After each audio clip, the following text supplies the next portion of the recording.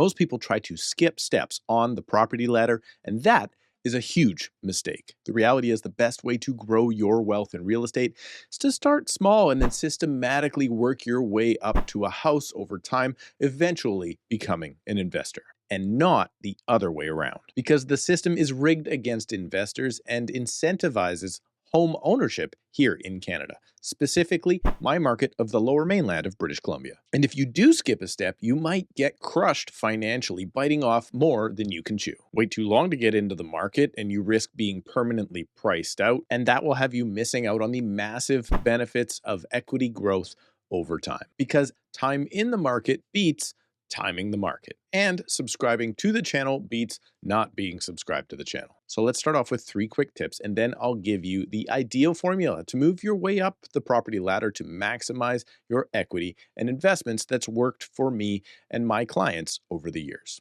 Tip number 1, start as early as possible. As stated, time in the market beats timing the market.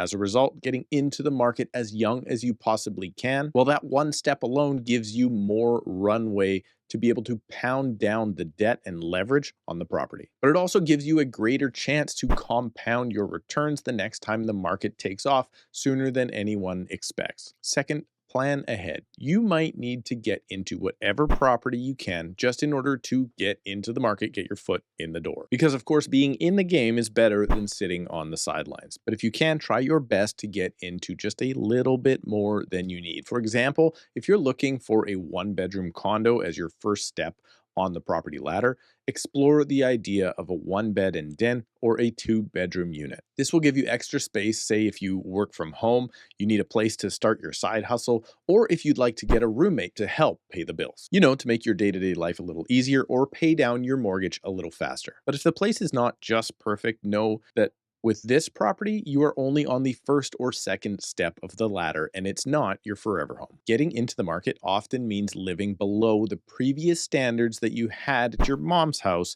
and that's okay. For example, your 1-bedroom budget might buy you a great, newer, 500 square foot unit with a view. But the same budget could have you in a 2-bedroom, say 30-year-old building that will get you double the square footage. That might have enough space for a roommate, and it will definitely come with greater resale potential in the future, as 2 bedrooms are always more desirable. Because there's a whole lot of people out there that don't want to live in that shoebox in the sky. So keep your eyes on the future and always be planning, because eventually you will be able to take advantage of tip number 3.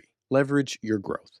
After, say, 4 or 5 years in your first place, you'll likely have paid down enough equity, increased your pay, because that's what happens to most folks as they get older. And if you're lucky, the market has helped out too by increasing your property value in order to move you to the next rung on the ladder, all without taking on excessive risk of buying more than you can afford the first time or missing the market. And then repeat this step as many times as you like until you are able to reach your desired outcome. That could be just a detached home with a white picket fence, or it might be to become a billionaire real estate tycoon. You get to pick. Either way, my team can help you with your purchase or sale on the property ladder anywhere here in the Greater Vancouver area. And all you have to do to get started is book a call with me right now using the first link in the description below at a time that works best for you. Now, with those simple tips under your belt, here is the right way to climb the property ladder. Disclaimer, this is not financial advice, but it's probably better advice than your dad will give you. Results may vary depending on if you bought your first property in 1953, the current state of the market, and whether or not your parents are secretly rich. Your realistic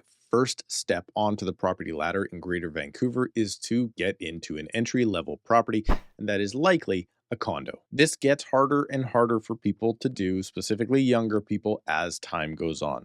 But that is exactly the point. The longer you wait, the harder it will get. So stop saving in hopes of skipping a rung and just get into whatever you can as soon as you can. Generally, this ends up being about a 4-year plan for most people. Some people manage to upgrade within about 3 years, and you should never buy property with less than a 5-year plan.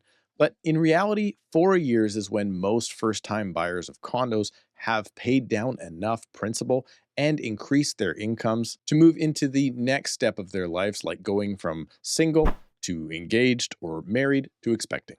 Step 2 is to upgrade, say from a 2-bed older condo, maybe to a 3-bed tandem style townhome. Or if your first step was a small 1-bedroom condo, maybe you need a townhome with 2 beds and a garage. Either way, you're getting more room. And then all you do is put the same 5-year plan in place all over. This simplifies things, knowing that step 1 repeats itself into step 2, but just into a larger property. But this time, the 5-year plan could be a 4 or 5-year plan, but you may want to also expect to be there for up to 10 years because it's a larger property and you've taken on likely more debt. And unfortunately, because house prices are too high, or maybe you aren't growing your income as fast as you had hoped, many 2-bedroom townhome owners these days need to add a rung to that ladder, call it a step 2.5, to a larger 3 or 4-bed townhome rather than to step directly into step 3, the detached home.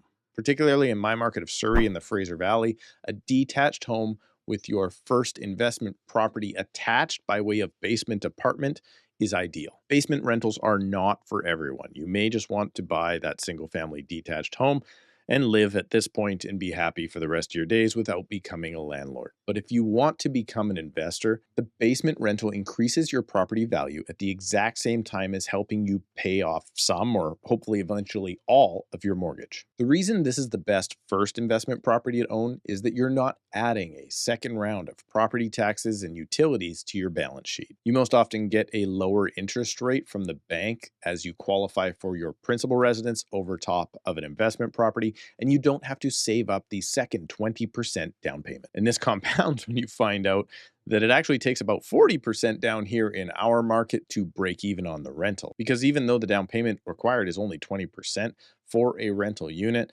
they don't break even at that number, and the last thing you need to do is add to your expenses right now. Now, some of you will buy a detached home with a rental in it already, or some of you might add the rental as a 4th step on the property ladder. But no matter what, don't jump to this next step until you've already stood on all of the rungs that I've mentioned so far, specifically because this next step, adding an investment property, is not tax efficient in Canada. And as previously mentioned, they rarely cash flow positive. An investment property should be your second rental, or at least you shouldn't buy one before you buy your principal residence. Investment properties come with more risk, more taxes on income and capital gains, and even worse than that, carrying costs. But they can be a great investment.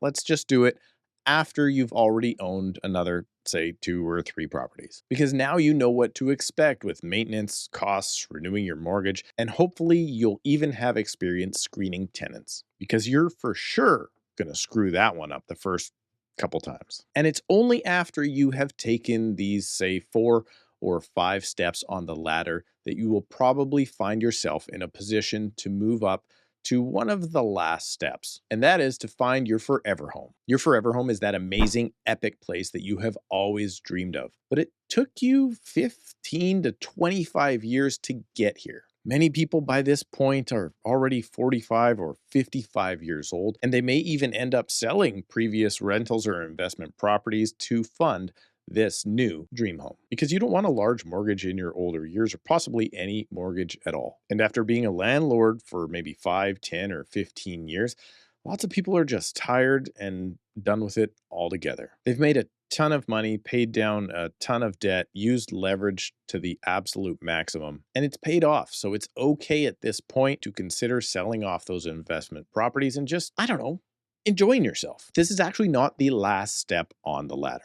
Let's say you started this journey by buying your first small apartment at, I don't know, 24 years old. It's a very common age, by the way, for first-time buyers. Then maybe say it takes you until you're 49 years old to finally have bought that forever home. You'll spend the next 15 or 20 years there very happily, but often by 65 or 70 years old, it's now time to take that last step, the downsize. This is when you sell that large, beautiful, amazing, wonderful home that's getting a lot harder to take care of in your later years. And now maybe it's time to follow your kids or even their kids to another city, or downsize into that ocean or golf course view condo, and spend the rest of your days living off of the equity that you have built through appreciation and paying off your properties over the previous 40 or 50 years. So now that you have the perfect plan to climb the property ladder one rung at a time, make sure to watch this video called A Complete Guide to Buying Real Estate in British Columbia, Canada,